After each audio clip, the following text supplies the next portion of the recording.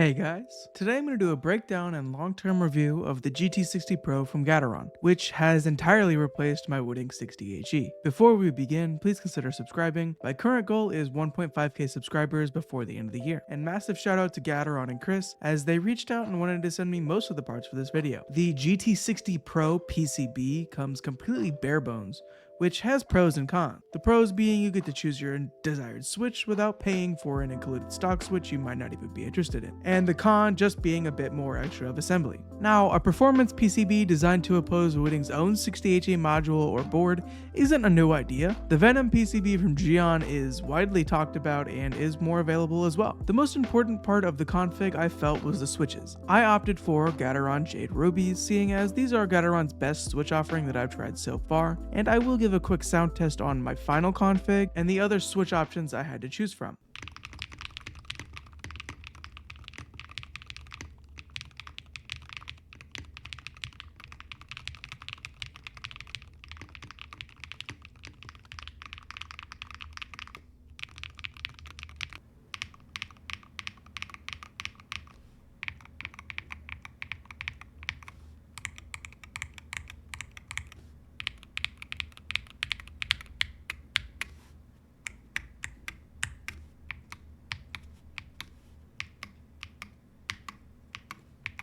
During the assembly, I opt to stick with the stock stabilizers. I just threw a hefty amount of lube at them, kinda like your parents on those early bedtime nights. This turned out way better than I thought. Just keep in mind though, they do come completely bone dry. The keycaps and case I chose were sort of an accidental match. I have the KBD Fans Tofu 60 Redux in the meteorite gray colorway, which is super nice, and I really like to look at it sometimes. The glittery shine adds a little bit more depth to the board, and I'm just a big fan of how it turned out overall. As for the caps, I have the iodine set from 1 of 0. I really enjoy the warmer tones it adds to this case specifically, but I really want to see them try and do a purple set with more cooler tones. Performance wise, it feels a bit more responsive and snappy compared to my 60HE. I felt it was not as sloppy with my movement, and everything just felt tighter and more in my control. It's sort of a weird feeling to describe in all honesty, but I mostly noticed the lower latency and better performance when doing more than one action at a time. The 8K Hz polling is very well implemented, and I have no issues with how the board performs. The GT60 in every way feels like a true 60HE killer, all the way even down to the web-based software. They have a lot of work to do if they want theirs as clean and accessible as Wooting's, but it gets the job done, and I wasn't ever really confused about setting anything up. I have been through a decent amount of Hall Effect boards and their softwares at this point, and I feel like it's got the basics down good enough to the point where most users who tend to set and forget won't have any problems with it. I would consider this to be just a step below Newfie's web-based software. SOCD is also present, but is a feature that I tend not to take advantage of because the games I play don't need it or take advantage of that type of movement. ModTap is a feature that I use regularly though, and isn't a new feature or exclusive to Wooting, but sometimes firmware wise and implementation wise,